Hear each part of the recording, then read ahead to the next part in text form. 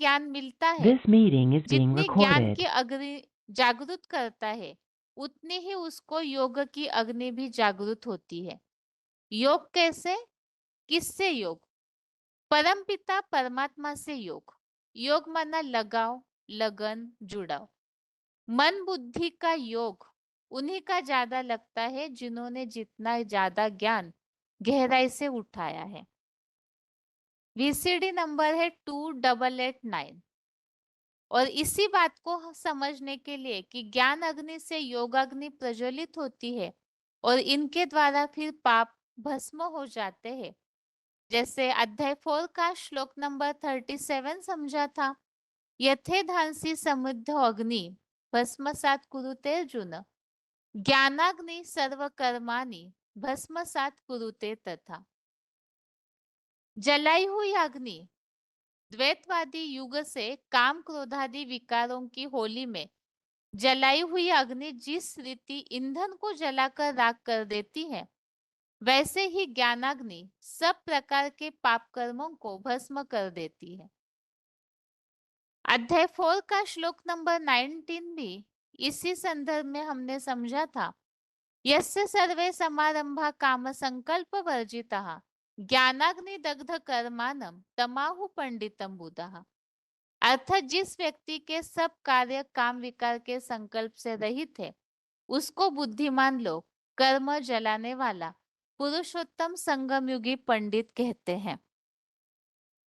तो इस तरह से ज्ञान अग्नि और ज्ञान अग्नि से योग की अग्नि प्रज्वलित होती है और उसी से ही पाप भस्म होते हैं।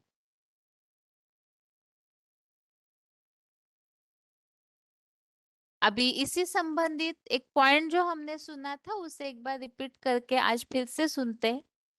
ज्ञानाग्नि दग्ध कर्मानम, ये बीसीडी नंबर है 2411।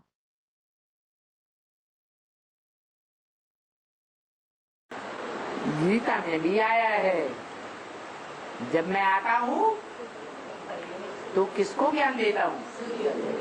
उसे एक का नाम बताओ जिसको मैं सारा ज्ञान देता हूँ, एक को देता हूँ।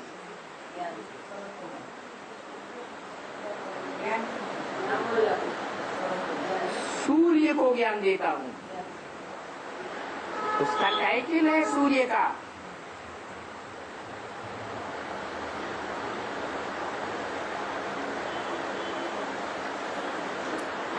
वास्तव में टाइटल है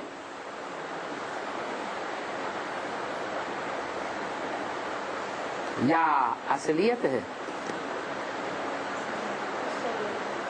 टाइटल है सूर्य का या असल में सूर्य है? जोर से नहीं बोलते। असल में सूर्य है। अरे असल पहले होगा या टाइटल धारी पहले होगा? है?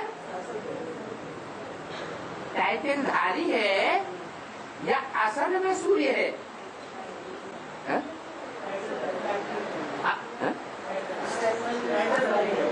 टाइटल धारी है। कैसे?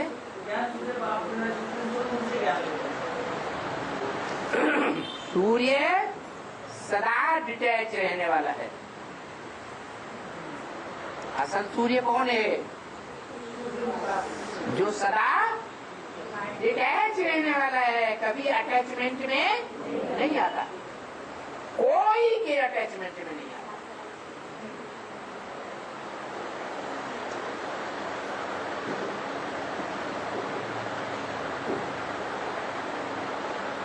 अपने अटैचमेंट में भी नहीं, उसे कहा जाता है सूर्य।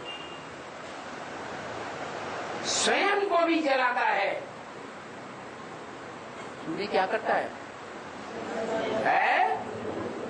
स्वयं को भी तपाता है और सारी दुनिया को जलाए के भस्म कर देता। देवान को जलाए के भस्म कर देता। वो है ज्ञान सूर्य, निराकार। ज्ञान अग्नि दग्ध कर्माणम, वो निराकारी आत्माओं का बाप निराकार्य ज्ञान सूर्य शिव क्या करता है?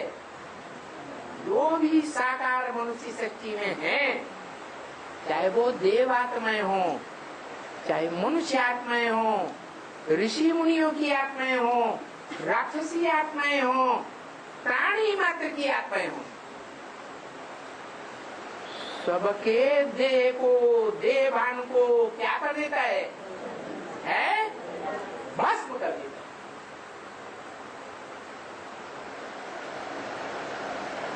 काहे से भस्म करता है? ज्ञानाग्नि से। इसलिए गीता में लिखा है ज्ञानाग्नि दग्ध कर्म। जो ईश्वरीय ज्ञान है वो ज्ञान अग्नि है। उसे ज्ञान अग्नि में जन्म जन्मांतर के पाप और पुण्य दोनों ही भस्म हो जाते हैं।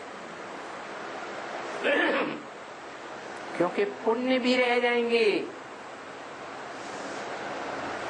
तो भी जन्म लेना पड़ेगा, और पाप रह जाएंगे तो दुखी देह, दुख देने वाली देह का जन्म लेना ही पड़ेगा। तो वो है ज्ञान सूर्य असली, लेकिन निराकार है। वो स्वयं कहता है मैं त्रिकालदर्शी तो हूं, परंतु मास्टर त्रिकालदर्शी नहीं। प्रैक्टिकल में मैं त्रिकालदर्शी नहीं, मेरे को शरीर ही नहीं है, शरीर की कर्म इंद्रियां ही नहीं है, प्रैक्टिकल में कैसे करूंगा? तो मैं जब आता हूं तो जिस तन में प्रवेश करता हूं वो तनधारी प्रैक्टिकल है, और प्रैक्टिकल में भी क्या है? प्रैक्टिकल में क्या धारण करता है?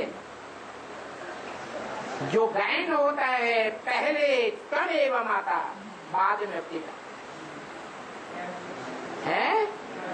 हाँ, जो निराकार आत्माओं का निराकार बाप है, उस निराकार बाप का जो निराकारी वर्षा ज्ञान का है ईश्वरीय ज्ञान, उस ईश्वरीय ज्ञान को वो धारण करता है, सत्य को धारण करता है, या सत्य को, सत्य को धारण करता है।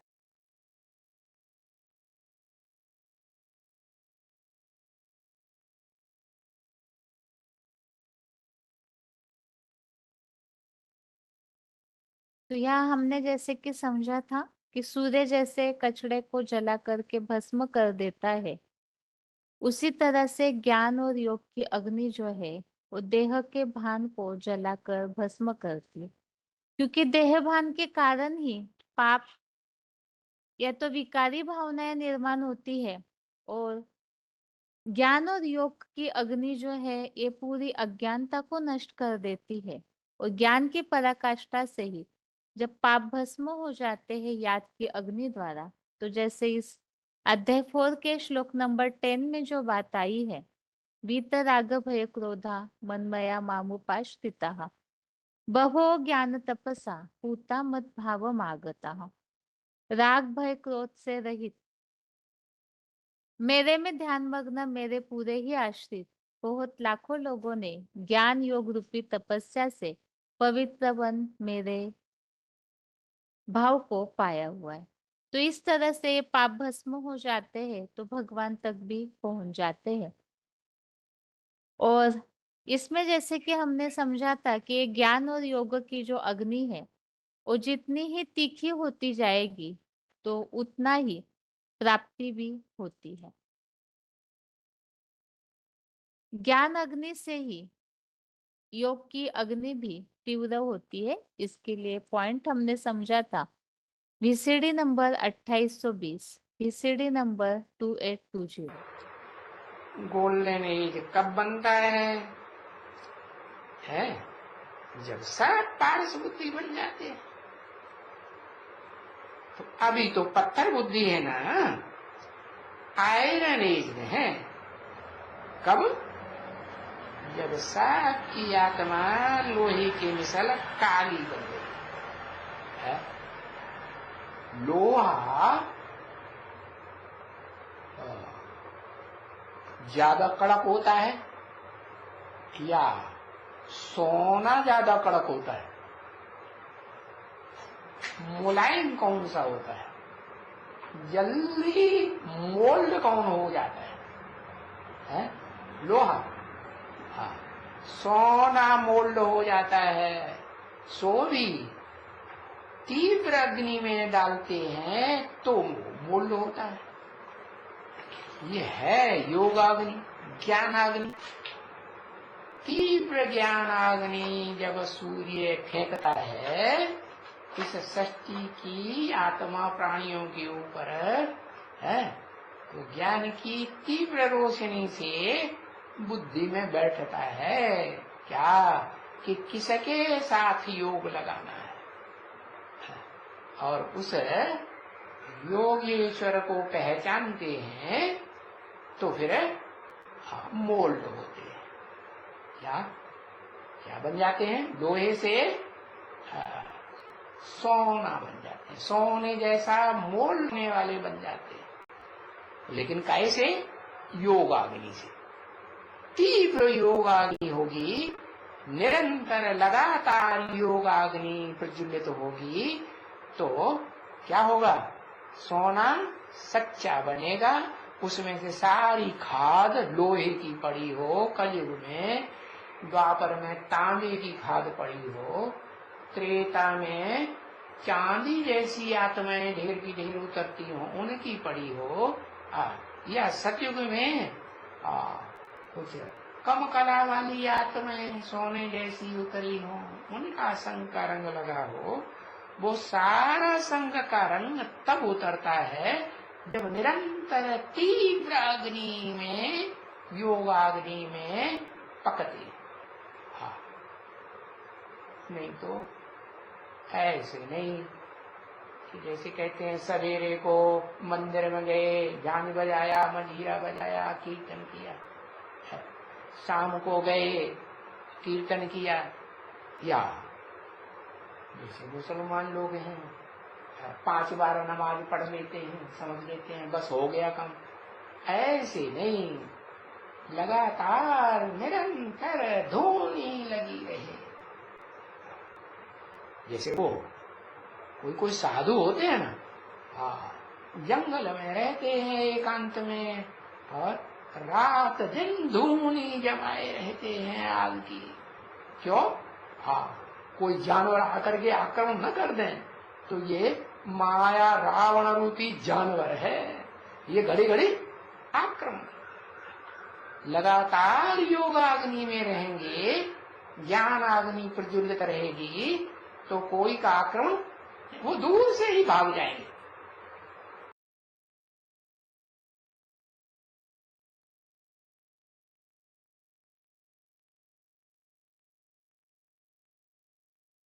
तो इस टॉपिक में हमने किस तरह से अव्यभिचारी याद के द्वारा पावन बनते हैं, इस बात को समझने के लिए कुछ जो गीता के श्लोक समझे थे, जैसे अध्याय 6 का श्लोक नंबर 45।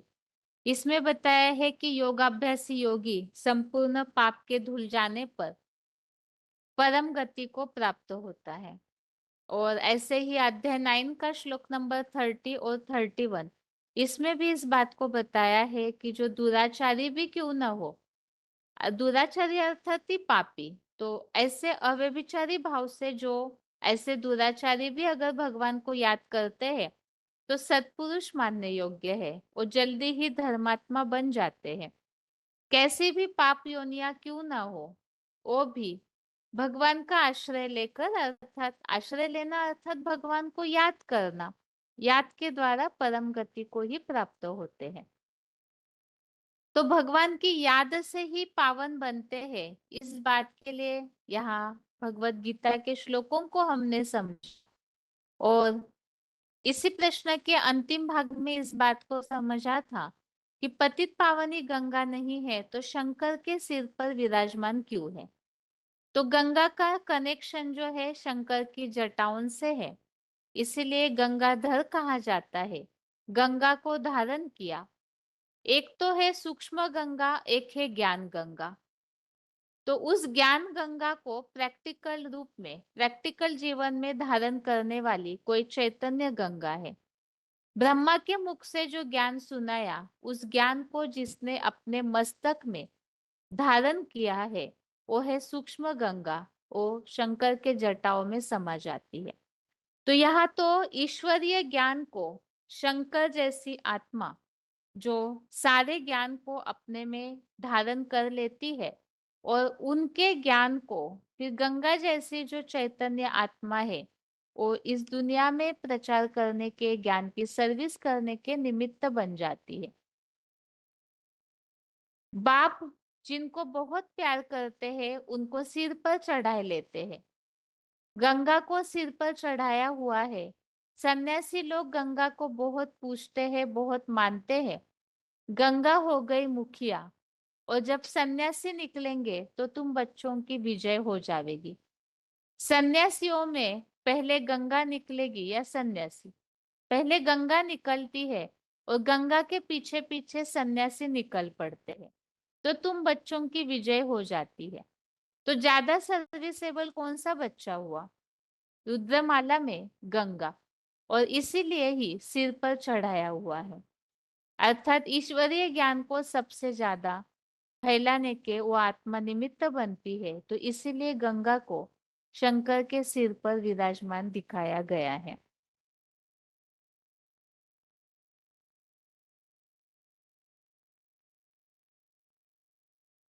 तो यहाँ एडवांस नॉलेज के हिसाब से भी हमने एक पॉइंट के द्वारा इस बात को समझा था, और उनको समझाने के लिए ही, तो उसके लिए तो हमें बेसिक और एडवांस का संक्षेप में परिचय देना होगा। किस तरह से भगवान इस सृष्टि पर आकर के सबसे पहले ब्रह्मा के द्वारा माता का पार्ट बजाते हैं और ज्ञान मुरलियां चलाते हैं, और उसी ज्ञान को गहराई से स्पष्टीकरण शंकर वाले व्यक्तित्व के द्वारा, जो मूर्ति सभी के लिए विनाशकारी है, पापों का विनाश करने के निमित्त बनती है और सबके उद्धार के लिए भी निमित्त बनती है। तो शंकर महादेव जो है उनके सिर से गंगा निकलते हुए दिखाई है।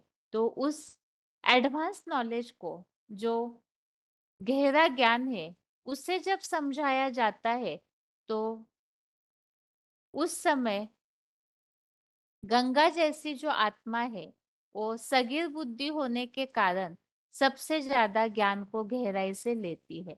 तो और किसी ने भी ऐसे एडवांस पार्टी का जो एडवांस नॉलेज है सात्विक स्टेज में नहीं लिया है।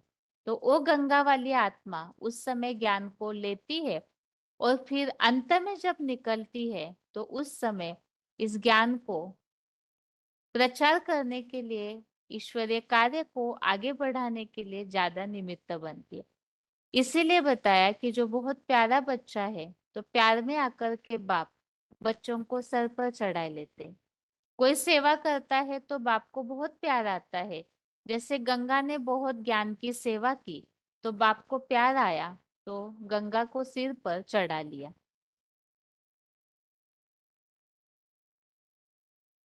अभी आगे इन्हीं सब टॉपिक्स के लिए पॉइंट सुनते हैं।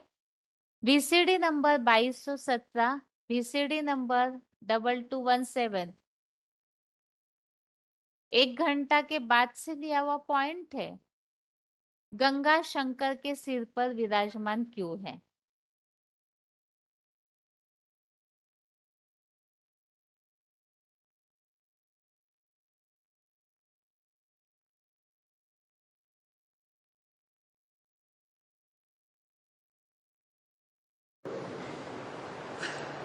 जो भारतीय परंपरा में शंकर के सर के ऊपर 8 की माला रखी हुई दिखाई जाती है, जिन्हें भगवान बाप अपने से भी ऊंचा रखते हैं। कोई बच्चा बहुत प्यारा होता है, उसमें बहुत माता पिता की आस होती है, तो प्यार में आकर के सर पे चढ़ा लेते हैं। जैसे दिखाते हैं गंगा सर पर चढ़ गई, और नदियों को नहीं दिखाया। क्यों? और नदियां जो चैतन्य रूप में नदियां बनती हैं, उन नदियों के काम के आधार पर नाम भी पड़ते हैं। उन नदियों को इतना भगवान ने प्रेफरेंस नहीं दिया। क्यों? गंगा को बहुत प्रेफरेंस दे दिया। क्यों? जो दुकान संभालने वाले बच्चे होते हैं, बाप की दुकान को, कारखाने को संभालते हैं, तो उन बच्चों के प्रति प्यार होता है ना बाप का। बाप का प्यार चाम से होता है या काम से होता है?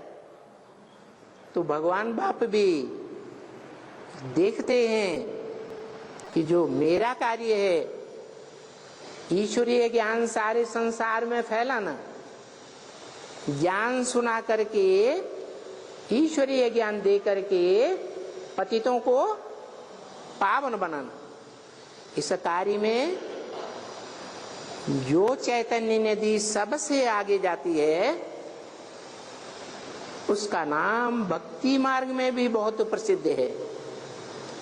और भगवान बाप भी उसे अपने सर के ऊपर चढ़ा के रखते हैं, क्योंकि काम लेना है। जैसा काम वो गंगा करती है, ऐसा काम और कोई नहीं करता। अगला पॉइंट है वार्तालाप number 1182, discussion number 1182, 21 minute 21 minutes के बाद से लिया हुआ पॉइंट है। इसमें इस 5वें प्रश्न को पूछा हुआ है और इसी का संक्षेप में उत्तर इस वार्तालाप में इस प्रश्न में दिया हुआ है। पतित पावनी गंगा नहीं है तो शंकर के ऊपर विराजमान क्यों है?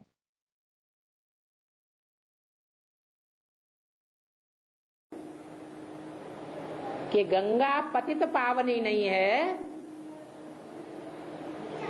तो महादेव शंकर के सर पर विराजमान क्यों है?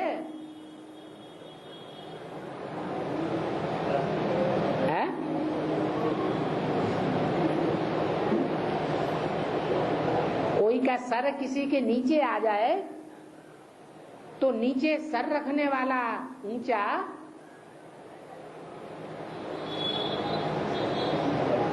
या जिसको सर नवाया जाए, जिसके सर नीचे हो, वो ऊंचा है? सर झुकाए वो ऊंचा। शंकर ने तो अपना सर झुकाए दिया। किसके सामने? गंगा के सामने। लो तुम चढ़ बैठो।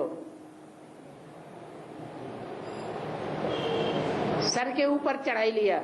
कहते हैं ना, इसको तो इन्होंने सर के ऊपर चढ़ाया हुआ है, माने इसकी तो सब बात मान लेते हैं, हमारी तो कोई बात मानते ही नहीं। तो ऊंचा समझा जाता है, उसकी बात मानी जाती है, उसको सर पर चढ़ाया जाता है, या जिसको घृणा की जाती है उसको सर पर चढ़ाया जाता है?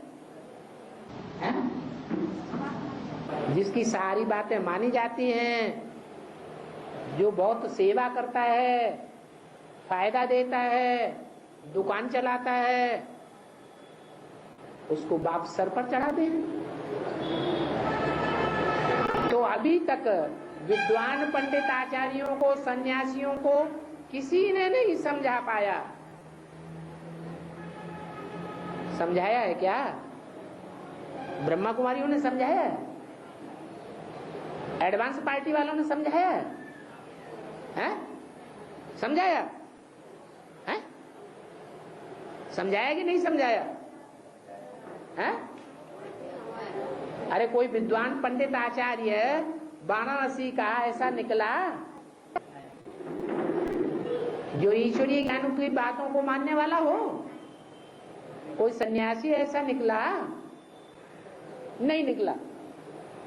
और गंगा निकलेगी तो गंगा के पीछे पीछे ढेर सन्यासी निकलेंगे, क्योंकि सन्यासियों में सबसे बड़ा सन्यासी कौन माना जाता है? अरे शास्त्रों में कोई बहुत बड़ा सन्यासी माना गया है? भीष्म पितामह। वो भीष्म पितामह इतना बड़ा सन्यासी, वो भी गंगा को माथा नवाता है, अपनी मां समझता है और है। और मुरली में भी बोला है, जब बड़े बड़े सन्यासी निकलेंगे तो तुम बच्चों की विजय हो जाएगी।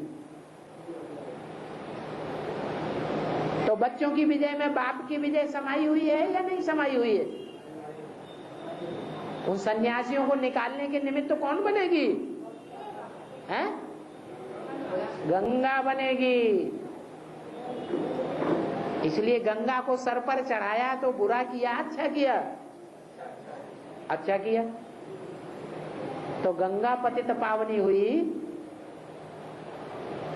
ये सर पर चढ़ाने वाला पतित पावन हुआ है?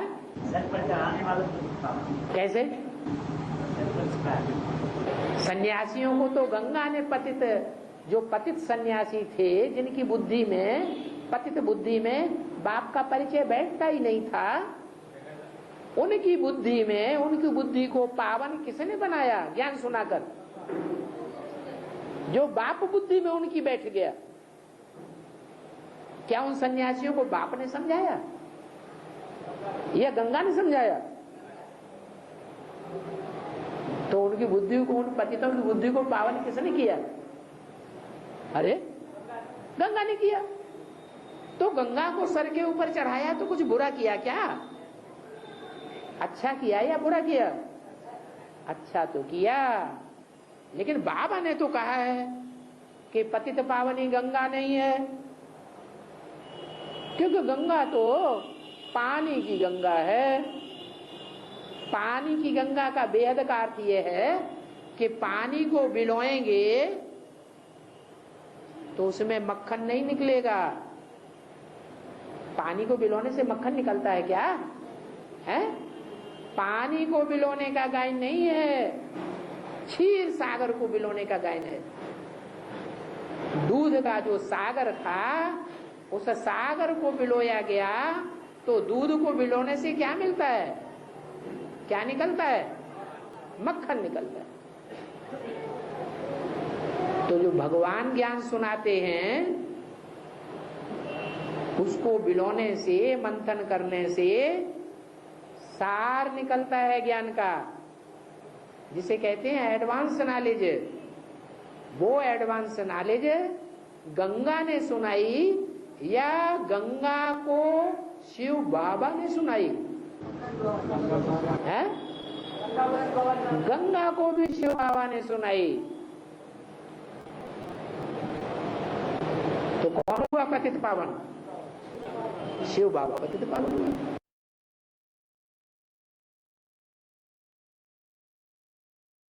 अगला पॉइंट है वार्तालाप number 1651, discussion number 1651, 29 minute 29 minutes के बाद से लिया हुआ पॉइंट। ये कोई कहते हैं कि पतित पावन सीताराम को कहा गया है। पतित पावन के लिए कहा गया है, पतित पावन सीताराम है। और ये गंगा तो पतित पावनी है नहीं है। गंगा और चेतन गंगा भी पतित पावन नहीं बनाती है। चेतन गंगा भी पतित पावन नहीं कहा गया है। हाँ। सीताराम को कहा गया है पतित पावन सीताराम। हाँ, चैतन्य गंगा भी पतित पावनी नहीं है। हाँ, तो फिर भी चित्रों में गंगा को शंकर जी के ऊपर विराजमान दिखाया गया है। जो बच्चा बहुत ज्यादा सर्विसेबल होता है बहुत प्यारा होता है। बाबा को कौन से बच्चे प्यारे लगते हैं? सर्व से बोलो बच्चे बहुत प्यारे लगते हैं, लेकिन जिनका सुंदर मुखड़ा होता है वो प्यारे लगते हैं। करोड़पति अरबपति ज्यादा प्यारे लगते हैं? नहीं। कौन से बच्चे ज्यादा प्यारे? जो बहुत सर्विसेबल होते हैं। तो और धर्मों के बीच में एक ही धर्म वाला ऐसा है। कौन सा धर्म? कि वो धर्म वाले जब निकलेंगे तो बाबा ने बोला तुम बच्चों की विजय हो जाएगी। तो बहुत सर्विसेबल है या नहीं है? सन्यास धर्म की आत्माएं बहुत सर्विसेबल है या नहीं है? प्योरिटी की पावर से है। तो उनका जो मुखिया होगा वो बहुत सर्विसेबल होगा कि नहीं है? तो इसीलिए उसको सर पर चढ़ा के रखते हैं। जो ज्यादा सेवा करता है उसकी खातिरी ज्यादा की जाती कि नहीं है? ज्यादा खातिरी की जाती है। जो दुकान सारे दिन संभालता है और जो बच्चे घर में बैठे रहते हैं, खाते रहते हैं, शैतानी करते रहते हैं, उनकी खातिरी ज्यादा करेंगे अम्मा बाप के घर में उल्ट बैठे रहते हैं, खाते रहते हैं और शैतानी देते रहते हैं, उनकी ज्यादा खातिरी करेगा? नहीं समझा?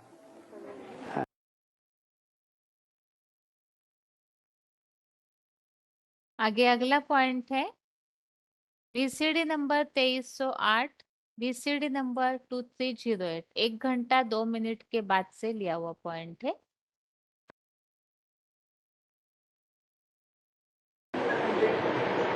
इस दुनिया में सुप्रीम सोल गॉड फादर के रूप में जो प्रत्यक्ष होता है, सदगुरु के रूप में जो प्रत्यक्ष होता है, सिख लोग गाते हैं एक सदगुरु निराकार, तो बाकी गुरु एक सत्य गुरु, सच्चा गुरु, तो बाकी गुरु झूठे गुरु हो गए। परसेंटेज में तो जरूर झूठे,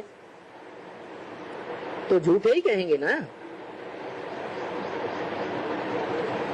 तो जिस अर्जुन को भगवान बाप चुनते हैं सद्भाग्य बनाने के लिए, उसका शास्त्रों में गायन है,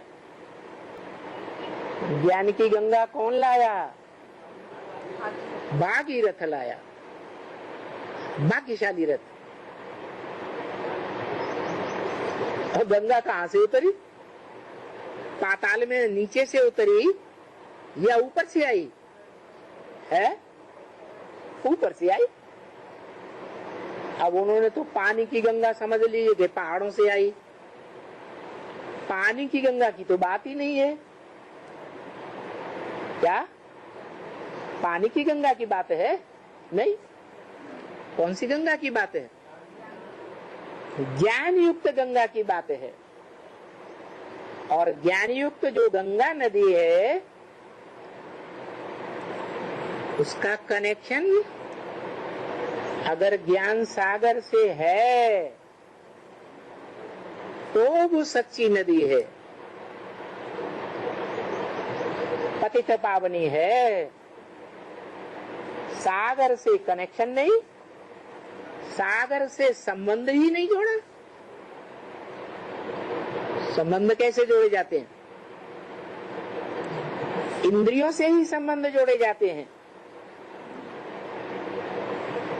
तो संबंध जोड़ा गया तब नाम पड़ा है गंगाधर। धर माने धारण करने वाला। किसको धारण कर लिया? ज्ञान गंगा को धारण कर लिया। ऐसी नदी को धारण कर लिया जो ऊंची स्टेज से आती है और नीचे की ओर जाती है। पानी की गति क्या होती है? पानी नीचे जाता है या ऊपर जाता है? पानी नीचे जाता है। ये भी ज्ञान का जल है। ज्ञान का जल ऊंची स्टेज से आता है। बेसिक ब्राह्मणों के बीच में भी कोई गंगे दादी थी, शास्त्रों में बहुत होशियार थी। एडवांस में भी कोई गंगा बीज रूप होगी या नहीं होगी? वो गंगा भी यही पार्ट बजाती है कि एडवांस ज्ञान की जब शुरुआत होती है तो एडवांस ज्ञान लेने वाली कोई कन्या है जो शंकर की जटाओं में कन्या के रूप में दिखाई जाती है, माता के रूप में नहीं। वो कन्या एडवांस ज्ञान पहले पहले धारण करती है।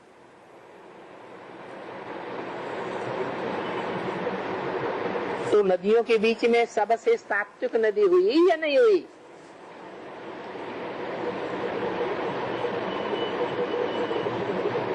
वो नदी ऊंची स्टेज से आती है और नीची स्टेज में जाती है।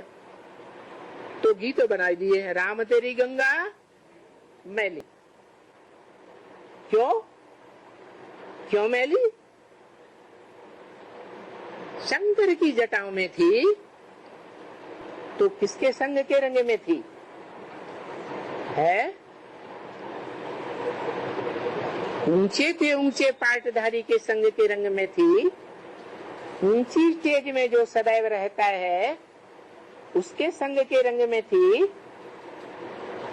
या नीचों के संग के रंग में थी?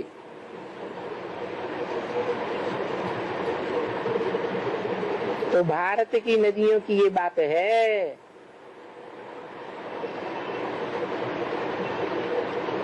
कि ऊंची स्टेज से आती है, पवित्र मानी जाती है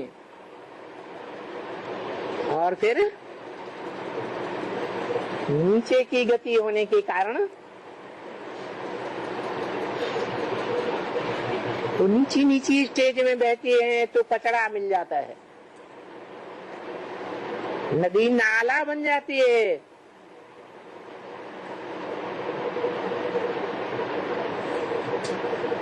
तब सवाल पैदा होता है गंगा की सफाई का। क्या गंदी हो गई तब सफाई की बात, या पवित्र है तब सफाई की बात? गंदी होती है तो सफाई का अभियान चलता है। यही बात है वेद में भी। गंगा शंकर की जटाओं से निकली, पहले पहले गंगा निकली है? पहले पहले गंगा निकली या जगदम्बा निकली? जगदम्बा बाप की बेटी है या नहीं है? है? तो पहले कौन निकली? अगर गंगा निकली तो गंगा जगत की अम्बा होनी चाहिए, नहीं तो अगर जगदम्बा पहले निकली तो जगदम्बा होनी चाहिए। कौन पहले निकली? जगदम्बा पहले निकली। लेकिन जो जगदम्बा की यादगार है वो छोटी छोटी मूर्तियों के रूप में यादगार है या बड़ी मूर्तियों के रूप में यादगार है? मंदिर, छोटा मंदिर बनाते हैं, छोटी मूर्ति बनाते हैं। और लक्ष्मी नारायण के मंदिर बड़े बड़े बनाते हैं, भव्य मूर्ति भी बड़ी बनाते हैं। क्या कारण है? है सेवा की बात है। जिसने बड़ा काम किया उसके यादगार मंदिर भी बड़े और भव्य बनाए जाते हैं, और जिसने छोटा काम किया उसके मंदिर भी छोटे बनाए जाते हैं, मूर्ति भी छोटी बनाई जाती है।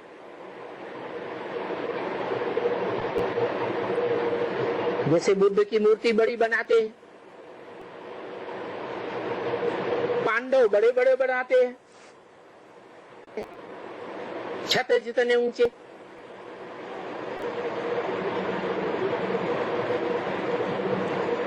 हनुमान को भी बड़ा बनाते हैं।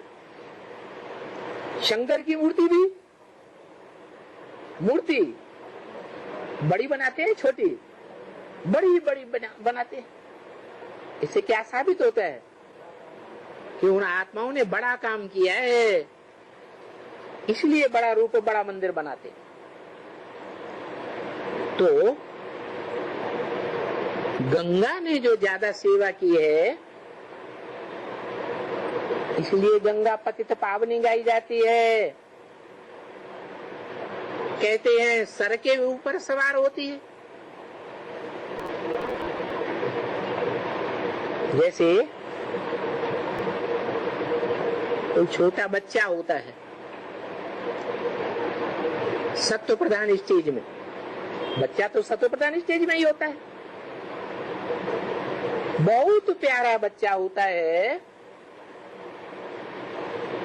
तो क्या करते हैं बाप, बच्चे को प्यार में आकर के सर पर उठा लेते हैं। लोग कहते हुए इसको तुमने सर के ऊपर चढ़ाया हुआ है।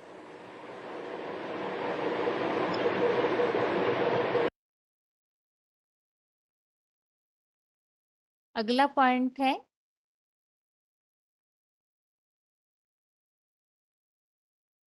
गोमुख से गंगा निकली, इसका असली अर्थ। वार्तालाप नंबर 1515, डिस्कशन नंबर 1515। जो भक्ति मार्ग में ये मान्यता है गंगा गोमुख से निकलती है, तो उसका वास्तविक अर्थ।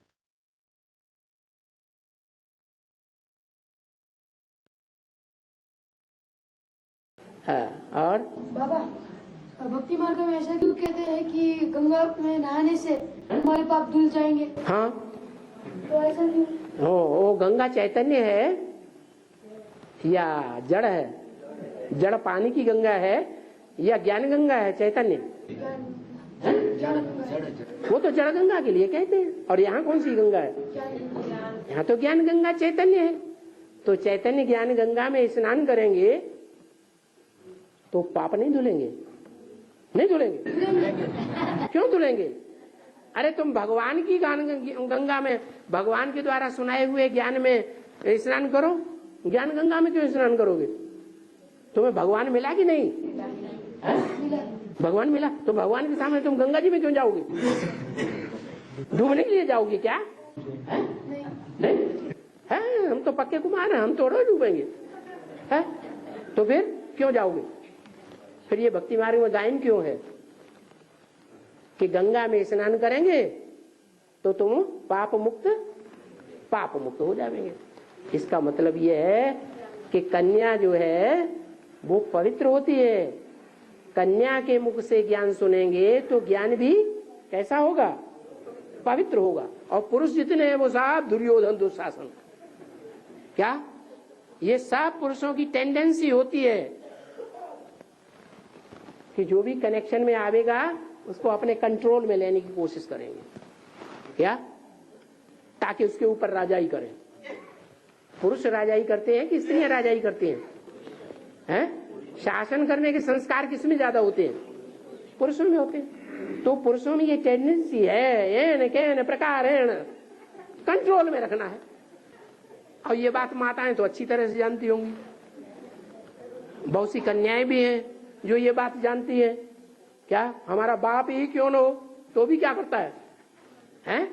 अपने कंट्रोल में रखने की कोशिश करता है। तो ये जो दुर्योधन दुशासन पने के संस्कार हैं, दुर्योधन दुष्ट युद्ध करते हैं, दुष्ट शासन करते हैं, उनको दुर्योधन दुशासन कहा जाता है। तो जो दुर्योधन दुशासन करने की प्रवृत्ति वाले हैं उनके मुख से अगर ज्ञान सुनेंगे तो मुक्ति नहीं होगी, कितने भी ज्ञानी बड़े हो जाएं। मुक्ति कब होगी? मुक्ति तब ही होगी जब वो ज्ञान गंगा निकले अंत में और भगवान के भी सर पर सवार हो जाए। क्या कन्याओं ने क्या किया? अरे बाबा ने मुरली में क्या बताया? कन्याएं क्या करती है? बड़े बड़े धर्मगुरुओं को भी बाण मार देती है। एक ज्ञान का बाण है, पवित्रता का बाण। बातें वो ही भगवान की है सुनाई हुई, लेकिन किसके मुख से आनी चाहिए? कन्याओं माताओं के मुख से आनी चाहिए। जो कन्याएं माताएं ज्ञान में आने के बाद पवित्र रहती हैं, अपवित्र बनती ही नहीं, उनके मुख से ज्ञान आना चाहिए। उस मुख से अगर ज्ञान सुनेंगे तो जैसे गौमुख में स्नान किया। गौमुख क्या चीज है? गंगा जहां से निकलती है ना पहाड़ पे है, गंगोत्री से कहते हैं गंगा उतरी तो गंगा गंगोत्री से, लेकिन जन्म कहां से लिया? गौमुख से। वहां गौ का मुख भक्ति मार्ग में बनाई दिया है। वो मुख में से पानी निकलता है झरने का, उसका नाम दे दिया है गौमुख। वहां से गंगा निकली। क्या अर्थ हुआ? भक्ति मार्ग में तो ये टंटा घंटा बनाई दिया, लेकिन उसका अर्थ है या नहीं है? अनर्थ है? क्या अर्थ है? अरे कोई पत्थर बुद्धि कन्या है जिसने पहले बाप को पहचाना, पहचानते पहचानते फिर छोड़ दिया, सन्यासी हो गई, फिर बाद में फिर पहचाना तो मुरली में बोला। गंगा या कोई भी नदी हो, अगर बाप के कनेक्शन में है तो वो नदियां पवित्र हैं। अगर नदी बाप के कनेक्शन में नहीं है तो नदी नहीं, वो क्या बन जाती है? आखिरीन। राम तेरी गंगा वो भी आखिरीन ऐसी हो जाए।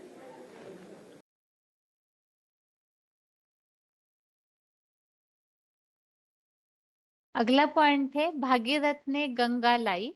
इसका असली अर्थ बीसीडी नंबर 37, बीसीडी नंबर 37, 17 मिनट के बाद से लिया हुआ पॉइंट।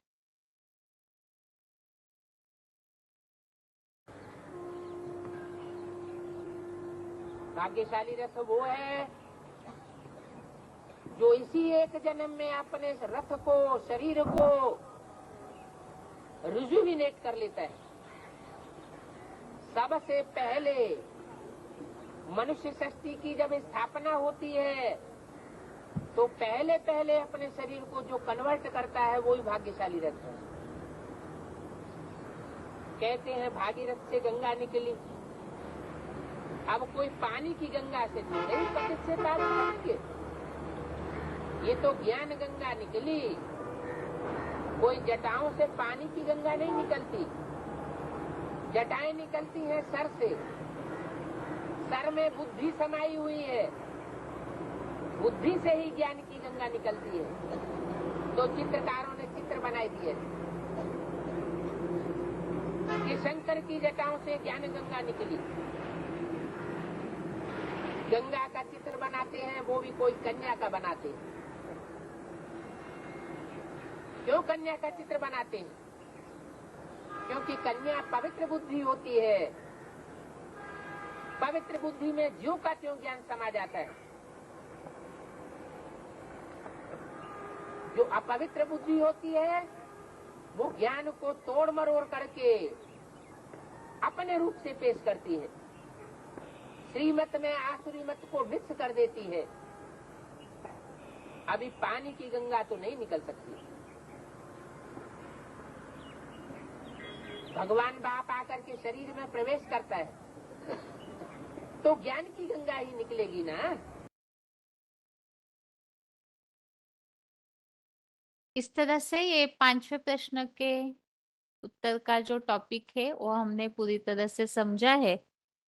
और इसमें शुरू में एक बात और हमने जो समझी थी कि अगर भक्ति मार्गीय लोग जिस तरह मानते हैं गंगा में स्नान करने से सभी पावन बन जाते हैं, तो उन्हें प्रश्न पूछना चाहिए कि जो भी गंगा में स्नान कर रहे हैं क्या वो लोग पावन दिखाई दे रहे हैं। और इसी प्रसंग में हमने पावन बनने की निशानियां समझी थी। पावन अर्थात थी देवताएं, पावन अर्थात थी स्वर्गवासी। तो जो भी गंगा स्नान के बाद पावन बने हुए होते तो स्वर्ग में दिखने चाहिए, सतो प्रधान दिखने चाहिए। और सतो प्रधान आत्मा जो है, जैसे भगवत गीता में बताया है, यस्मान्नो द्विजते लोको लोकान्नो द्विजते चयः। ऐसी आत्मा जो है न स्वयं उद्वेगित होगी न औरों को करेगी, अर्थात क्रोध रहित होगी।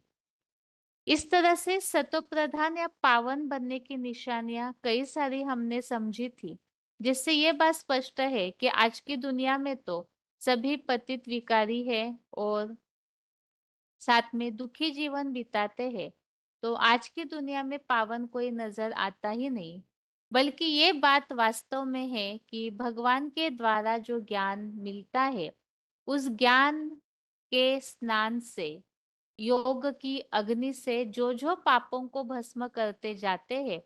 तो अध्याय 6 का जो श्लोक हमने समझा था 45, कि योग अभ्यासी योगी अपने पापों को पूर्णतः भस्म करने के बाद परम गति को पाते हैं, अर्थात स्वर्ग की प्राप्ति करते हैं, अर्थात देवता बन जाते हैं। तो वास्तव में भगवान के द्वारा जो ज्ञान मिलता है उससे पावन बनते हैं, न कि स्थूल गंगा के स्नान से। बाकी गंगा को शंकर के सिर पर इसलिए दिखाया जाता है क्योंकि वो जब ईश्वरीय ज्ञान को पुनः लेकर के सर्विस करती है तो सबसे ज्यादा सेवा में आगे जाती है। इसलिए गंगा को शंकर के ऊपर विराजमान दिखाया है। ये तो आज के क्लास का टॉपिक है। और जैसे कि पहले बताया हुआ है कि आज के क्लास में जो बचा हुआ समय है उसमें टॉपिक सुना जाएगा, तो इसीलिए स्क्रीन शेयरिंग जो है अभी बंद हो रहा है। और टेस्ट के लिए जो भी रेडी है तो वो हाथ उठाइए। अगर आत्मा का जो टॉपिक है लेसन, वो अगर किसी का रेडी है तो हाथ उठाइए।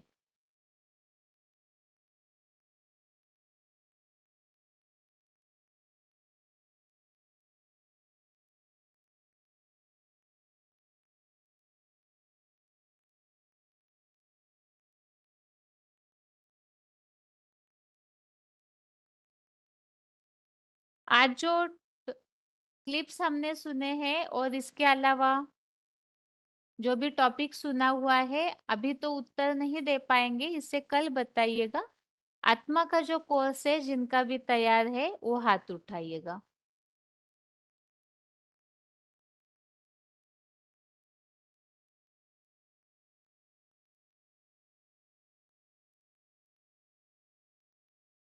हाँ ओम शांति दीदी। हाँ जी,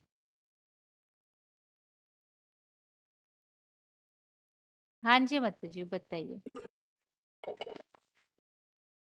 टॉपिक बताऊं? अगर कोर्स रेडी है तो कोर्स बताइए, टॉपिक रेडी है तो टॉपिक बताइए। कौन बदमाशी होगा?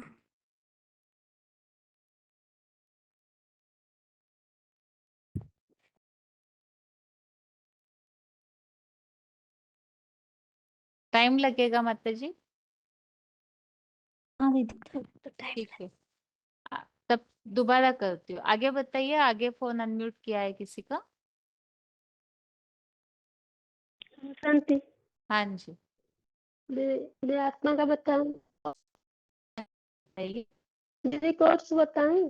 हाँ जी बताइए। हाँ जी, हाँ जी, हाँ जी। आत्मा का कोर्स बताती हूँ। जैसे दुनिया में हम किसी को पूछते ना आप कौन है, तो वही बोलते कि हम आदमी है, हम डॉक्टर है, इंजीनियर है, हम पुरुष है, हम औरत है, ऐसे बोलते हैं। तो हम बच्चा है, कोई बूढ़ा बोलता है, किसान है, ऐसे बोलते हैं। तो उनको पूछना है डॉक्टर इंजीनियर बोलते हैं, तो हम उनको पूछेंगे कि आप डॉक्टर इंजीनियर तो अब है, ये तो आपका पदवी है, आपका शरीर का ये जो महान मर्तबा है। और आप तो डॉक्टर होने के पहले आप पढ़ाई पढ़े, फिर उसकी डिग्री लिए तो डॉक्टर बने। उसके बाद आप तो साधारण थे, तो उसके बाद उसके पहले तो आप साधारण थे। फिर उनको बोलेंगे कि आप कोई तो अपना नाम बताते हैं कि हम ये है, तो उनको बताएंगे कि आप ये तो शरीर का नाम है, वास्तव में आप कौन है। तो जैसे आप पढ़ाई पढ़ने के पहले भी छोटा बच्चा थे, उसके पहले भी माँ के गर्भ में थे, तो तब गर्भ के जब पहले भी आप कौन थे, तो उनको हम ऐसे प्रश्न पूछेंगे। तो फिर ऐसे बोलेंगे कि वास्तव में आप जो बताते ना, आप शरीर का बात बताते हैं। जैसे दुनिया में ऐसे भी हर दिन में मैं और मेरा बताते, मेरा पेट गरम, मेरा सर दर्द। कोई ये नहीं बोलता कि मैं सर दर्द, मैं पेट गरम हूँ। माने मैं और मेरा जो अलग अलग होता है, मेरा ये शरीर है, ये सारा कर्मेंद्रिय, हाथ पैर जो भी है, ये सारा मेरा है। और मैं कहने वाला कोई अलग है। मैं कहने वाला ही वास्तव में मैं हूँ। माने मैं आत्मा हूँ, जो जो आत्मा को सारे धर्म में मानते हैं। जैसे हिंदू लोग भी विद्वान आचार्य चैतन्य शक्ति कहते हैं, मुस्लिम लोग भी रूह कहते हैं, अंग्रेज लोग भी सोल कहते हैं। तो वास्तव में हम आत्मा है, लेकिन शरीर नहीं है। और क्या माने आत्मा कैसी चीज है, आत्मा को हम देख नहीं पाते, क्योंकि माने आत्मा एक अदृश्य चीज है, इसको सिर्फ अनुभव किया जा सकता है। जैसे फूलों को हम देख पाते हैं, लेकिन उसके सुगंध को हम देख नहीं पाते। जैसे मेहमान आते हैं, हम चीनी पानी देते हैं, जब वो पीते हैं तब उनको अनुभव होता है कि अरे ये पानी में तो चीनी मिला है। ऐसे ही शरीर के अंदर आत्मिक जो चैतन्य शक्ति वो द्रवीभूत होकर रहता है, लेकिन हम उसके माने अनुभव से पता पड़ता है। जैसे मलेरिया का कीटाणु होता है, डॉक्टर हम हमारे से खून लेता है, तो वो माने वो अपना जो मशीन से देखता है कि इसमें मलेरिया का कीटाणु है, और खाली आंखों में दिखाई नहीं देता। और कीटाणु में भी आत्मा होती है, कीटाणु इतना छोटा है, उनके अंदर भी आत्मा होता है। तो आत्मा इतना सूक्ष्म चीज है जो खाली आंखों में दिखाई नहीं देता, ये शरीर दिखाई देता है। तो मैंने ऐसे बताएंगे। और आत्मा कैसी है, आत्मा अति सूक्ष्म ज्योतिर्बिंदु स्वरूप है। जैसे श्रीमद् भगवद गीता में भी बोला है, अणुरणीयांशम अनुस्मृत्या। और आत्मा कहाँ कहाँ रहती है, ये शरीर के भ्रुकुट के बीच में ही रहती है। जैसे राजा अपना सिंहासन में बैठता है राज्य कार्य चलाने के लिए, तो ये शरीर एक राज्य सदृश है। और और जो भ्रुकुटी है उसका माने सिंहासन जैसा, जो शास्त्र में बताया है उत्तम अंग। और ये भी बोलते हैं कि जो सिख धर्म लोग बोलते हैं ना, भ्रुकुटी के बीच में चमकता है अजब सितारा। और भारतीय माता का नाम भी भ्रुकुटी के बीच में बिंदी लगाते हैं, और भाई लोग भी टीका लगाते हैं। इसका ये मतलब है कि आत्मा भ्रुकुटी के बीच में रहता है। ऐसा नहीं कि छाती के अंदर रहता है। अगर छाती के अंदर रहता है तो इंदिरा गांधी को 27 गोली लगने पर भी छाती में उसका जीने का माने आशा थी। जैसे चंद्रशेखर हिस्ट्री में चंद्रशेखर के पास एक गोली था, जब वो अंग्रेजों के पकड़ में आ गए तो अपने सर में लगा लिए, तो माने मर गए। इसका कारण इसका प्रमाण ये है कि आत्मा भ्रुकुटी के बीच में ही रहता है। और माने आत्मा क्या है, माने आत्मा अविनाशी है, शरीर विनाशी है। ये शरीर 5 तत्वों से बना है, पृथ्वी जल वायु अग्नि आकाश। और शरीर का गुण धर्म है काम क्रोध लोभ मोह अहंकार। और आत्मा का गुण धर्म है सुख शांति प्रेम पवित्रता ज्ञान। और आत्मा क्या है, 3 चीजों से बना हुआ है, मन बुद्धि संस्कार। जैसे मन क्या होता है, मन का काम क्या होता है, जैसे समुद्र में 24 घंटा लहरें आता है, ऐसे ही आत्मा जो मन में क्या होता है, उठने से सोने तक हमारे मन में 24 घंटा संकल्प ही आते रहते हैं। ये मन का काम है। जो सुखबद में ऋचा में भी बोला ना कि मन रहे आत्मा, और माने ये मन का काम वो है, और बुद्धि का काम है ठीक भूल, सत्य असत्य, जैसे उसको निर्णय करना, क्या ठीक है, क्या गलत है, क्या सही है, उसको निर्णय करना बुद्धि का काम है। और संस्कार का काम क्या है? संस्कार माने जो सारे जीवन में हम जो कार्य करते हैं उसका माने उसका बन जाता है हमारा अभ्यास, उसको संस्कार कहा जाता है। जैसे डॉक्टर लोग क्या कहते, डॉक्टर लोग मरीजों को बोलते हैं आप बीड़ी नहीं पीना, लेकिन खुद पीते रहते हैं, जानते हैं बोले उसका अंजाम। माने वो संस्कार, इतना अभ्यास है, उनका संस्कार है ऐसे। जैसे बाबा बोलते हैं ना कि कोई कसाई होता है, वो गाय काटता रहता है, लेकिन हम उनको बोलेंगे भाई गाय काटना पाप है, लेकिन उनके बुद्धि में बैठेगा नहीं, क्योंकि उनका ये संस्कार है। माने तो आत्मा का मन बुद्धि संस्कार, ये तीनों चीज से आत्मा बना हुआ है। और आत्मा क्या है? माने आत्मा अविनाशी है, शरीर विनाश से होता है। जैसे बादशाह से जिन्नानी अथा भी है, ये क्या शरीर है आत्मा का वस्त्र। माने जब वो पुराना वस्त्र होता है तो छोड़ते हैं तो उसको हम मृत्यु कहते हैं, जब नया वस्त्र पहनता है तब उसको हम जन्म कहते हैं। और आत्मा अविनाशी है, अंतवंतु देह नित्योक्ता शरीर अनाशिना अप्रमेय तस्मात् युद्धे से भारत।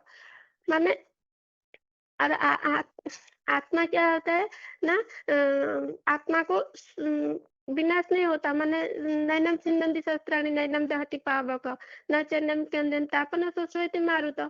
माने आत्मा को शस्त्र नहीं काट सकती, ऐसे माने वो विनाश ही नहीं हो सकता, शरीर का विनाश होता है। और आत्मा जन्म मरण के चक्र में आता है, जाते से ध्रुव मृत्यु ध्रुव जन्म मृत्यु से तस्मात् पर्यटन तुम सोचित महर्षि। तो माने ऐसे आत्मा अलग है और शरीर शरीर अलग है।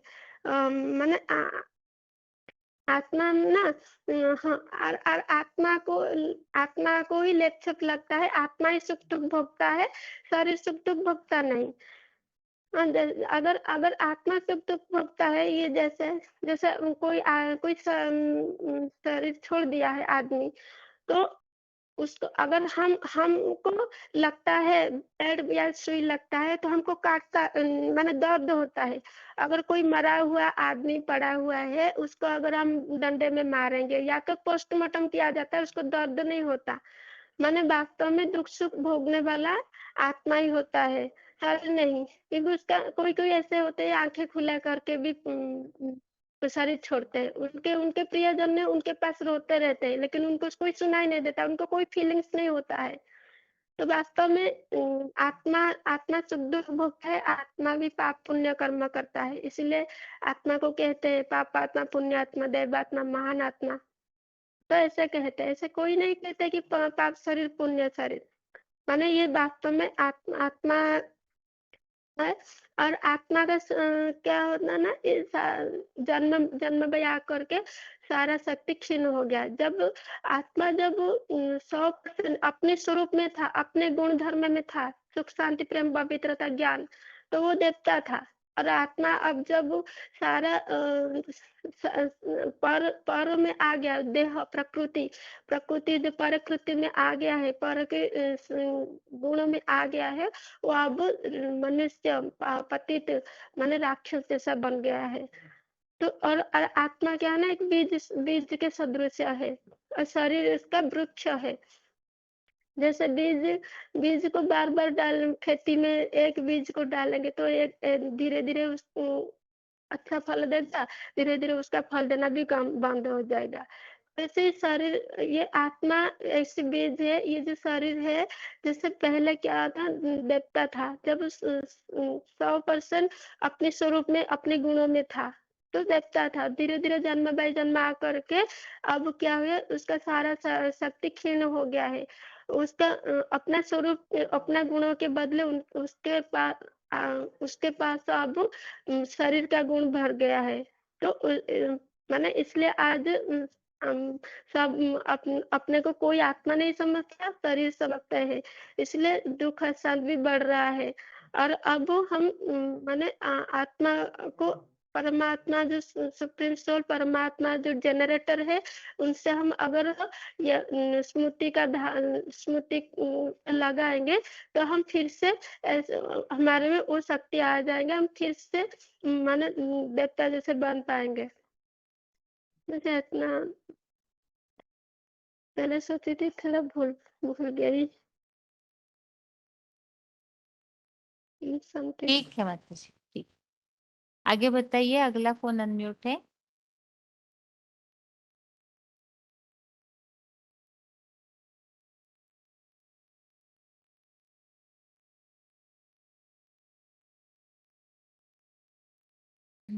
आगे बताइए।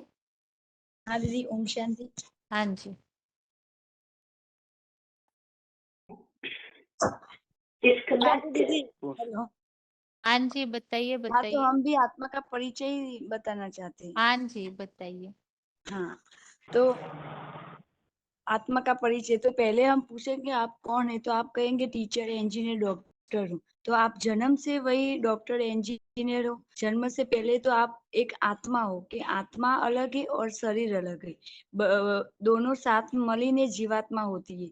तो जीवात्मा का मतलब क्या है? शरीर के साथ काम करने वाली चैतन्य शक्ति, जो अपने शरीर में काम करती है, वो आत्मा है। शरीर में से आत्मा निकल जाए तो शरीर किसी काम का नहीं रहता। जैसे कि गाड़ी होती है, तो गाड़ी में ड्राइवर होगा तो ही काम करे, तो ही गाड़ी चल सकती। नहीं तो गाड़ी कौन कैसे चलेगी? उसमें पेट्रोल सब कुछ है, पर वो चल नहीं सकती।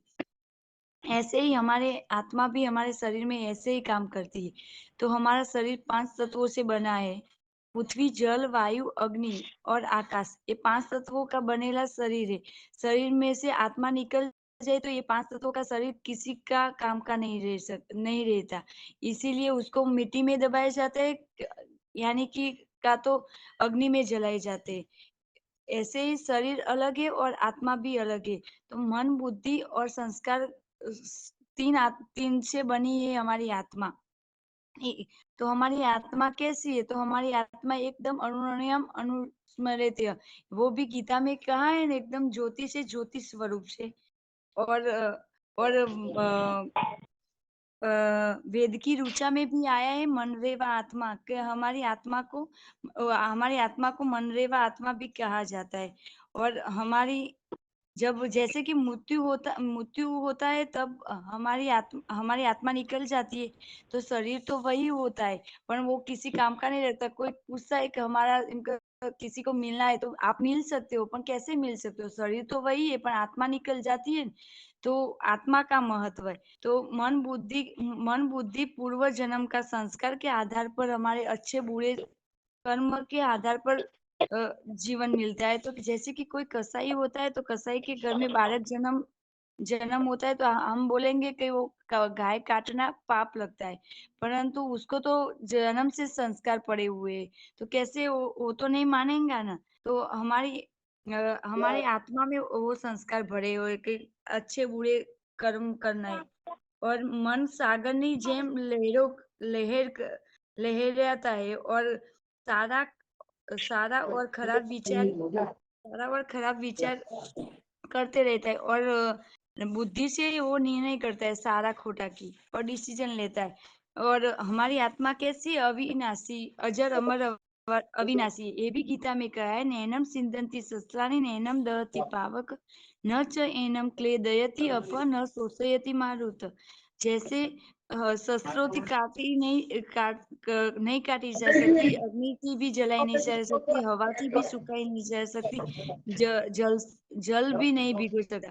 और हम जैसे पुराने वस्त्रों को छोड़कर नए वस्त्र पहनते, वैसे ही हमारी आत्मा भी पुराने वस्त्रों को छोड़कर नए वस्त्र ग्रहण करती है। वो भी गीता में कहा है कि वासांसी जीर्णानि यथा विहाय नवानि गृह्यति नरो प्राणी, तथा शरीरानि विहाय जीर्णानि अन्यानि संयति नवानि दे। तो जैसे मनुष्य पुराने वस्त्रों को त्याग कर दूसरे ग्रहण करते, वैसे हमारे पुराने शरीर को छोड़कर आत्मा नए वस्त्रों ग्रहण करती। और हमारी आत्मा इनका वो भी गीता में कहा है कि जन्म लेने वाले की मृत्यु निश्चित है, और मृत्यु होने वाले की जन्म सुनिश्चित है। तो वो भी गीता में कहा है कि जातस्य ध्रुवो ध्रुवो मृत्यु ध्रुवम जन्म मृतस्य च तस्मात् अपरिहार्यते न त्वं शोचितुम अर्हसि। तो हमारी आत्मा भी जन्मने वाली की मृत्यु निश्चित है और मरने वाले के भी जन्म सुनिश्चित है। अंत न टलने योग्य बात है, तो शोक करने की योग्य नहीं है। हमका हमारी आत्मा अजर अमर अविनाशी है। ओम शांति दीदी। हेलो। हाँ जी, ठीक है माता जी। हाँ थोड़ा सा कोर्स में ओम श्लोक शांति। और ऐड होने से बेटर है, तो अभी भी प्रैक्टिस ऐड कीजिएगा। करने का। हाँ, थोड़ा और मतलब जहाँ जहाँ जैसे ये इस हिसाब से बताया जा रहा है, आपने जो बताया वो ठीक है। बाकी जैसे और कोई अगर प्रश्न पूछते तो इस हिसाब से आपको जानकारी हो, इस हिसाब से और तैयारी कीजिएगा। ठीक है, ओके हाँ दीदी। ठीक। आगे बताइए, रोल नंबर बताइए जिनका अनम्यूट है। ओम शांति। रोल नंबर है 20267। हाँ जी, बताइए। हेलो। हाँ जी, बताइए बताइए। हाँ, ये जो आत्मा जो है ना, ये तो हमारा असली परिचय है, लेकिन ये आत्मज्ञान नहीं होने के कारण हम अपने को देह समझते हैं, और देह समझने के कारण ही अज्ञानता में ये भरी हुई है। जब हम किसी को परिचय पूछते हैं तो हमारा अपना शरीर का नाम पूछते हैं, या शरीर के अंदर जो शरीर के अंदर जो काम हम करते हैं वही हम पूछते हैं। वास्तव में तो हम आत्मा है, और आत्मा और शरीर वो जो दोनों है, दोनों अलग चीज है। शरीर जो जड़ है और आत्मा चैतन्य है, और शरीर विनाशी है और आत्मा अविनाशी है। इसके लिए दूसरे अध्याय में 18 श्लोक में बताया है, अंतवंत इमे देहा नित्य सत्य शरीर अनाशिन अप्रमेयस्य तस्मदीध्यस्य भारत। लेकिन ये जो आत्मा है वो शरीर के अंदर भ्रुकुट में ही रहते हैं, जिसके लिए गीता में 8वां अध्याय का 9वां और 10वां श्लोक में अणो अणियांग समन्वय आत्मा का रूप बताया है। और जो भ्रुकुट में रहती है वो बताया कि प्रयाण काले मनसा चलेन भक्त्या युक्त एवं बलेन चैव भ्रुवो मध्य प्राणमावेश सम्यक। इसमें जो भ्रुवो मध्य प्राणमावेश आया है और ये भ्रुकुट में रहती है आत्मा, इसके लिए और एक श्लोक है 8वां जगह 12 श्लोक, सर्वद्वाराणि संयम्य मनोहृदय निरुद्य मूर्ध्यात्मन प्राणमास्तिक योगधारणम। और 5वां जगह 7 श्लोक में भी ये बताया है आत्मा भ्रुकुट में रहती है। जो आत्मा जो है वो मन बुद्धि और संस्कार, इस तीनों सूक्ष्म शक्ति का समाहार ही आत्मा है। और मन का काम होता है संकल्प करना, जैसे हम कुछ सोचते हैं या कुछ इच्छा करते हैं, यह है आत्मा का मन। और बुद्धि जो है वो तो विचार करने की शक्ति है, और मन बुद्धि से विचार करने के बाद जो कर्म हम बार बार करते हैं शरीर के अंदर, शरीर के द्वारा, वो हमारे संस्कार बन जाती है। लेकिन आज दुनिया में इतना समस्या जो बढ़ जाते हैं, ये इसलिए बढ़ता है क्योंकि आत्मा का ज्ञान नहीं होने के कारण जो मन चंचल रहता है, और चंचल मन नहीं होने के कारण बुद्धि में स्थिरता नहीं रहती है। बुद्धि में क्या करना है क्या नहीं करना है इसमें सही डिसीजन हम नहीं ले पाते हैं, जिस कारण ये सब गड़बड़ बढ़ जाती है। इसलिए इसलिए अर्जुन भी भगवान को ये बात पूछा है, चंचल मन कृष्ण प्रमाथि बलभद्रम तस्यां निग्रह मन में वायुरेव सुरेशग्रम। इस चंचल मन को स्थिर करने के लिए भगवान उपाय भी बताया है, ये अभ्यास और अभ्यास और वैराग्य। और ये तो 6 जगह 35 में बताया है। और एक बताया कि अभ्यास जगजुक्तेन चित्तथा नान्यकामिना परम पुरुषम दिव्यम याति पार्थम चिंतन। ये जो अभ्यास और वैराग्य के आधार से ही हम चंचल मन को काबू कर सकते हैं।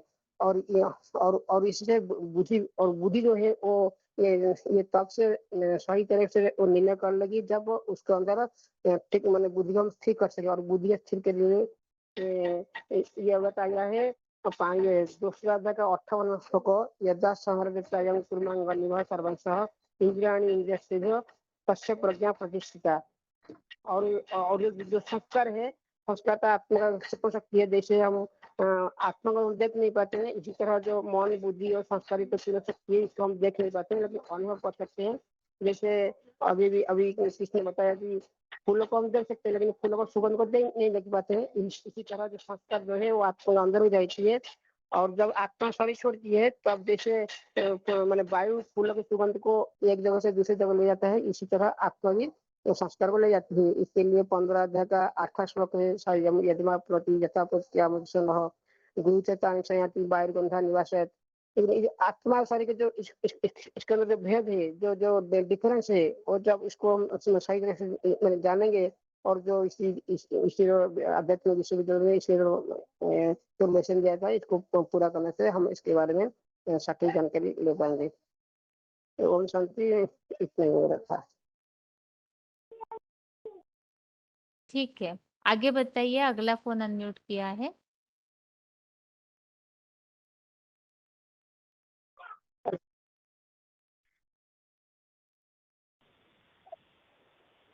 हेलो, ओम हाँ शांति जी। दीदी।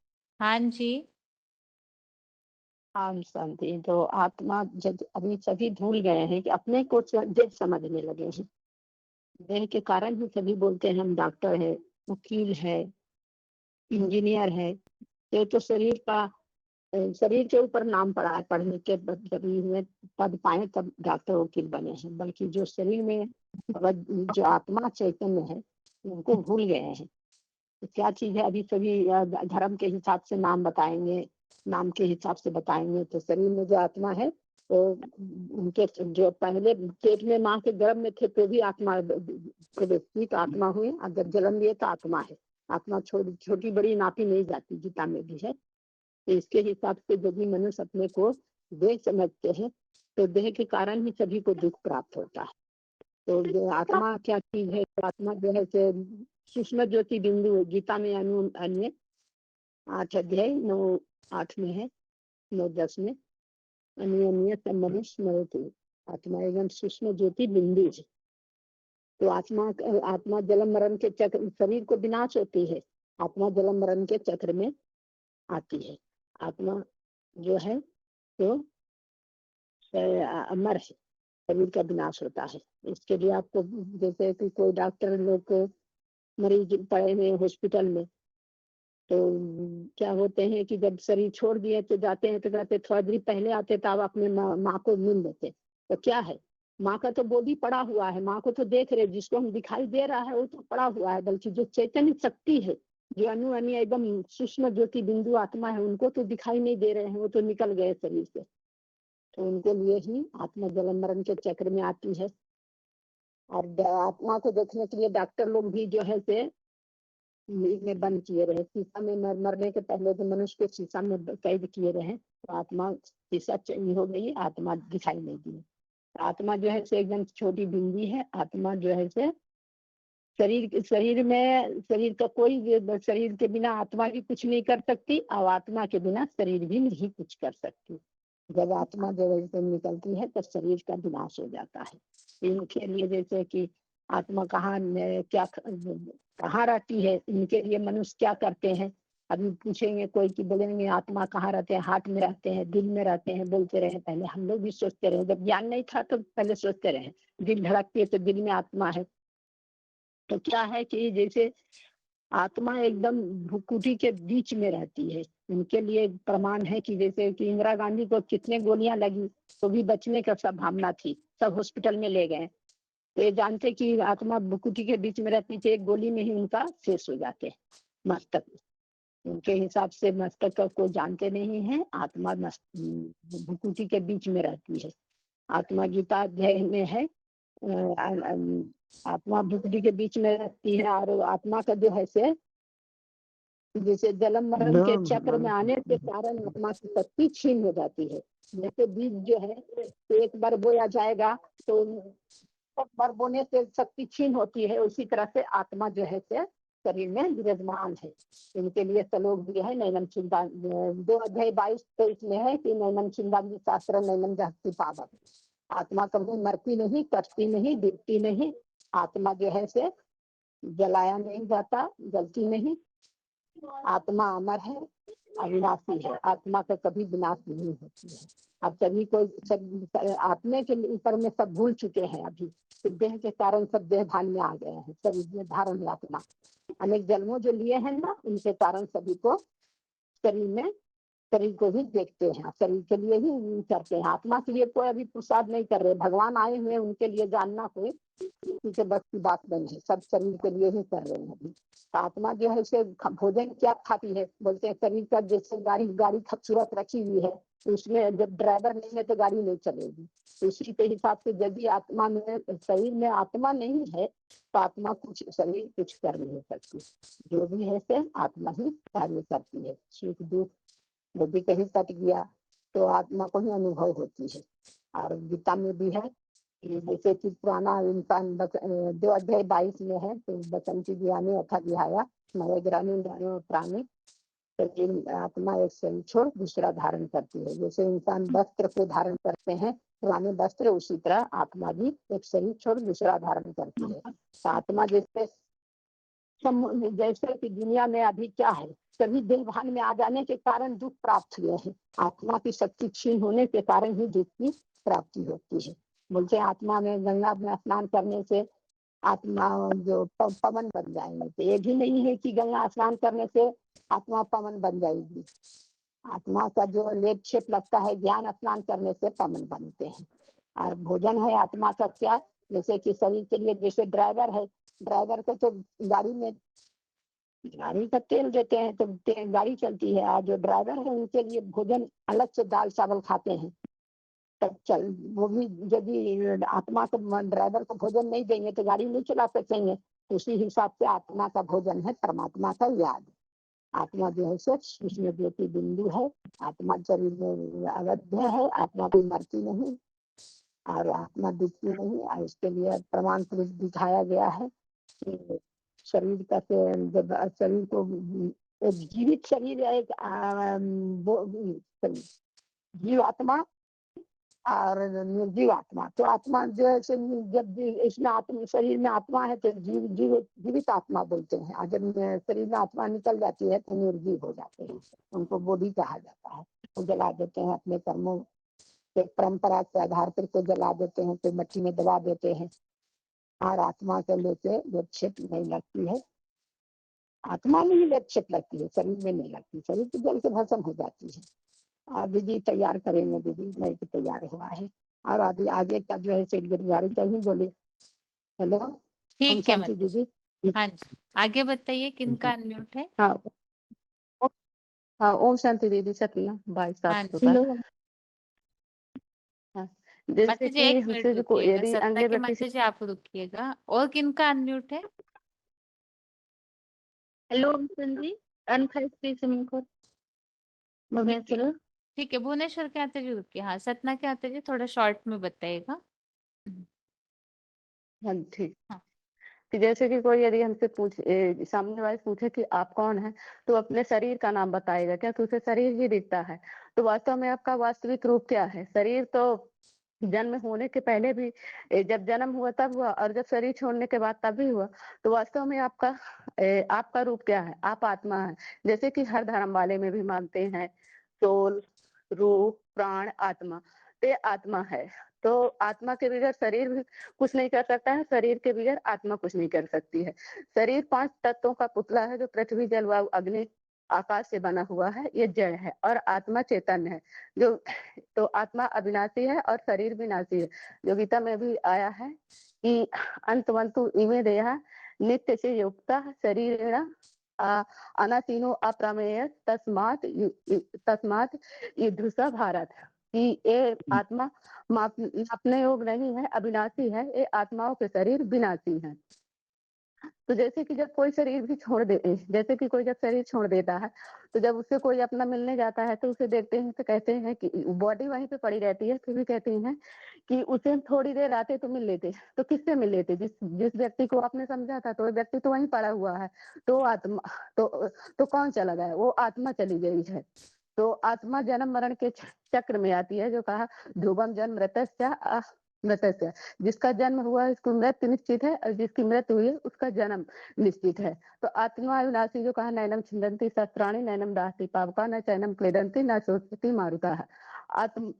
आत्मा को न अग्नि जला सकती है, न पानी भिगो सकती है, और न शस्त्र काट सकता है। तो आत्मा का रूप क्या है? आत्मा को देखा नहीं जा सकता। आत्मा भ्रकुटी के बीच में रहती है, जो भारतवासियों में भी यादगार है, जो हम बिंदी लगाते हैं। और गीता में आया है आत्मा का रूप क्या है? अणुवान मनुस्मृत। आत्मा अति सूक्ष्म, जैसे आसमान में सितारे होते हैं उस तरह के, और भ्रूण मध्य प्राणाम आवृत सम्यकम, वो भ्रकुटी के बीच में रहते हैं, वो दिखाई नहीं देती है। गीता में भी आया है कि विमूढ़ा ना अनुपश्यन्ति पंचसदृति ज्ञान चक्षुषा, उसे अज्ञान नेत्र वाले नहीं देख सकते हैं, उसे ज्ञान नेत्र वाले ही उसे देखा जा सकता है। जैसे कि हवा होती है तो हवा तो चलती है, जैसे ठंड गरम तो अनुभव किया जाता है, ऐसे आत्मा को भी अनुभव किया जाता है। आत्मा में 3 शक्तियां होती हैं, मन बुद्धि संस्कार। तो मन का काम होता है सोचना विचारना, और बुद्धि का काम है निर्णय। और जो मन बुद्धि के द्वारा जो कार्य किया जाता है उसको संस्कार किया जाता है, वो संस्कार उसमें छप जाती है, और संस्कार आत्मा के साथ ही जाती है। यहाँ पे तो कहते हैं आत्मा निर्लेप है, लेकिन आत्मा निर्लेप नहीं है, आत्मा में ही लेप छेप लगता है। क्योंकि गीता में आया है श्रोतम चक्षु स्पर्शम च रसनम ग्रसनम एव च अधिष्ठाय मनश्च अयम विषयान उपसेवता। क्योंकि आत्मा ही ये कान नाक आंख इंद्रियों का आधार लेके विषय विकारों का सेवन करती है। तो आत्मा चेतन है, तो ये जैसे कि ये आत्मा शरीर है, ये शरीर है, आत्मा है। तो ये शरीर को गाड़ी भी कहा जाता है, रथ भी कहा जाता है, बैटरी भी। तो और आत्मा ड्राइवर है। तो शरीर के बगैर गाड़ी के बगैर ड्राइवर के बगैर गाड़ी नहीं चल सकती है। तो जैसे कि गाड़ी को जो चलाने गाड़ी भर कितनी भी अच्छी ठीक ठाक हो, इसमें पेट्रोल हो, जब तक उसमें ड्राइवर नहीं बैठेगा तब तक वो गाड़ी नहीं चलेगी। तो ऐसे ही आत्मा, शरीर को तो हम स्वस्थ बनाने के लिए अच्छा खान पान खाते हैं, लेकिन आत्मा का भोजन क्या है ये कोई नहीं जानता है। तो यदि आत्मा ये जैसे कि ड्राइवर है, ड्राइवर यदि कमजोर है, उसे भोजन न मिले तो उसका तो एक्सीडेंट हो सकता है। तो ऐसे ही आत्मा है। तो अब आत्मा कमजोर है, उसका भोजन कोई नहीं जानता है, तो उसका भोजन क्या है? ज्ञान, वो ईश्वर का ज्ञान है। तो बस दीदी, ठीक है। हाँ बताइए भुवनेश्वर के मत जी।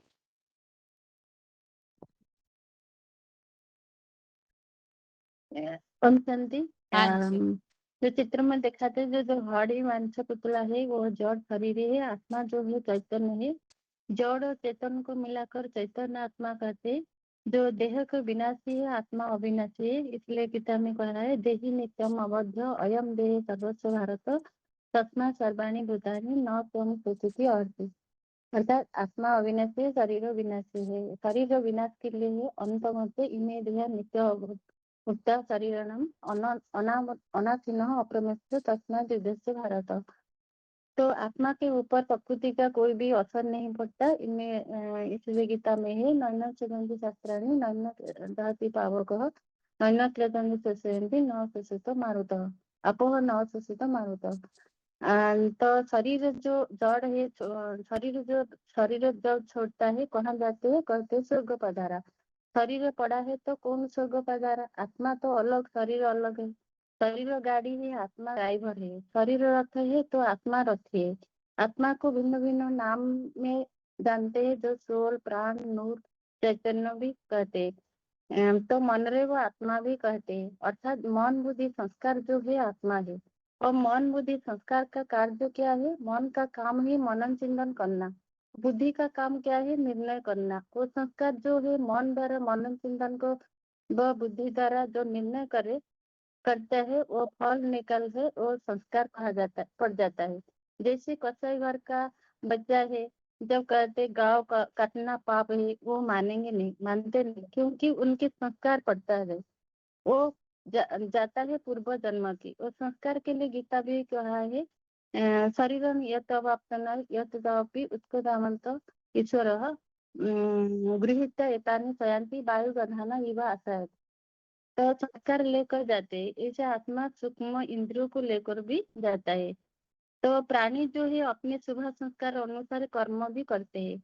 तो गीता में कहा है अथेकेन प्रयुक्त अयम पापं चरित पुरुषः अनिच्छन्नम अपि वर्णित बलाम एव नियोजितः। तो आत्मा का रूप कैसे होते हैं? ना अणु अणु अनुस्मरते सूक्ष्म ज्योतिबिंदु है। जैसे कीटाणु को देखने के लिए अणु विखंड जंत्र में देख सकता है, ऐसे हवा को जैसे अनुभव कर सकते हैं, ऐसे आत्मा को अनुभव कर सकते हैं।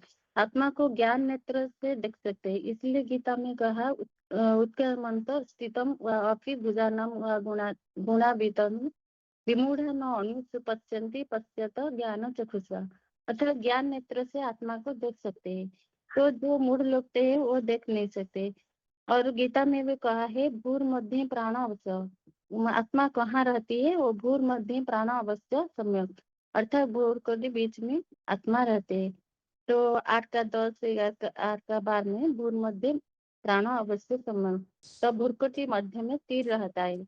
आत्मा भ्रुकुटी बीच में क्यों निवास करता है? जैसे राजा अपने सिंहासन ऊपर बैठकर शासन करते, ऐसे आत्मा अपने भ्रुकुटी के बीच में रहकर आत्मा में रह करके अपने शरीर को चलाते हैं।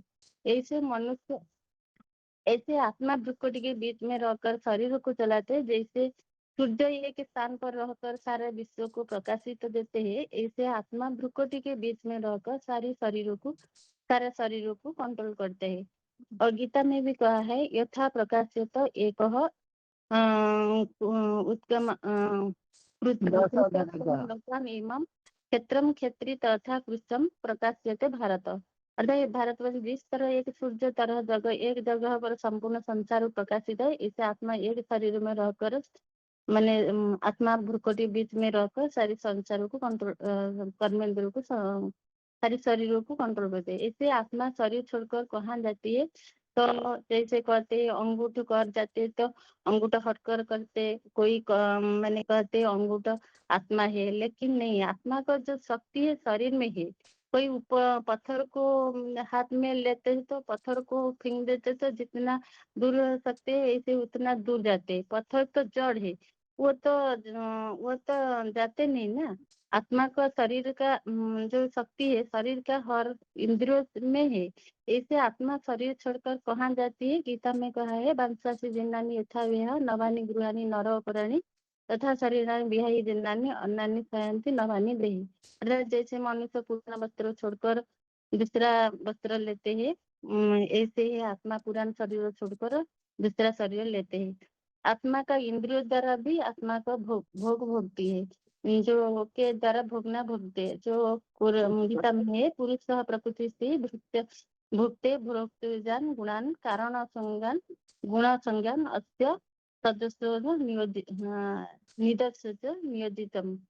नियोजितम जन्मसु, अर्थात जब प्रकृति जो स्थित हुआ आत्मा प्रकृति में ऊपर हुए और तो सत रज तम गुण रे आसे कलिजुग अछूत जन्म रे आसे, तो आकर जो इंद्रियों को भोगता है आत्मा का लेप सब नहीं आत्मा को लेप सब लगता है, शरीर को नहीं लगता है। इसलिए कहते हैं पापात्मा पुण्यात्मा और देवात्मा।